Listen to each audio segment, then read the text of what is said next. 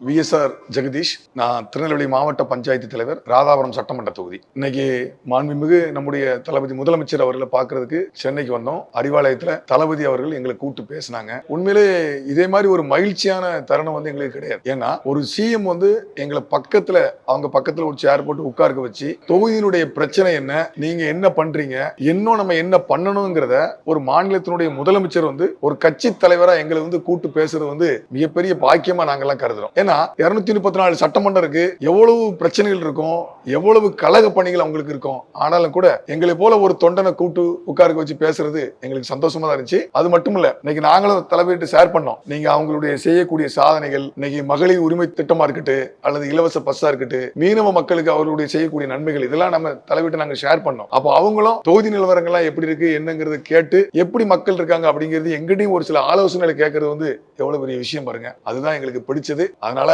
நாங்களும் தொகுதியினுடைய நிலவரங்களையும் எங்க தலைவர், நம்ம முதலமைச்சர், தமிழ்நாடு முதலமைச்சர் ஷேர் பண்றது நாங்க பெரிய பாக்கியமா நினைக்கிறோம். அதே நேரத்தில் இன்னைக்கு நம்ம தளபதி, நம்ம தலைவர், நம்ம முதலமைச்சர் இந்த தமிழ்நாட்டுக்கு பல்வேறு திட்டங்களை எந்த மாநில முதலமைச்சரும் கொடுக்காத அளவுக்கு பலவிதமான திட்டங்கள் கொடுத்துட்டு இருக்காங்க. அதுவும் வித்தியாசமான முறையில் காலை உணவு திட்டமா இருக்கட்டு, இலவச பஸ்ஸா இருக்கட்டு, பல்வேறு திட்டங்கள், தாய்மானவன் திட்டம் சொல்லி பல்வேறு திட்டங்கள் இருக்கு. அதனால நிறைய மக்கள் ஒரு குடும்பத்துல ஏதாவது ஒரு திட்டத்துல பயனடைஞ்சிடணும். அதனால அதுவே நெக்ஸ்ட் அவங்க சிஎம் ஆகிறதுக்கு பெரிய லெவல்ல ஒரு ஹெல்ப்பா இருக்கும். அதனால வரக்கூடிய சட்டமன்ற தேர்தல் 2026ல எத்தனை புதுசு இருக்கோ, எத்தனை பழசு இருக்கோ, எத்தனை கூட்டணி இருக்கோ, எல்லாத்தையும் தாண்டி திராவிட மாடல் திமுக மட்டும்தான் அப்படிங்கிற லெவல்ல மக்கள் முடிவெடுப்பாங்க. இதே சிஎம் நம்ம தளபதி மீண்டும் ஆட்சி அமைக்கிறது மிகுந்த பலத்துடன் 200க்கு பிளஸ் அப்படிங்கிற லெவல்ல ஆட்சி அமைப்பதற்கு இதுதான் அடித்தளம்.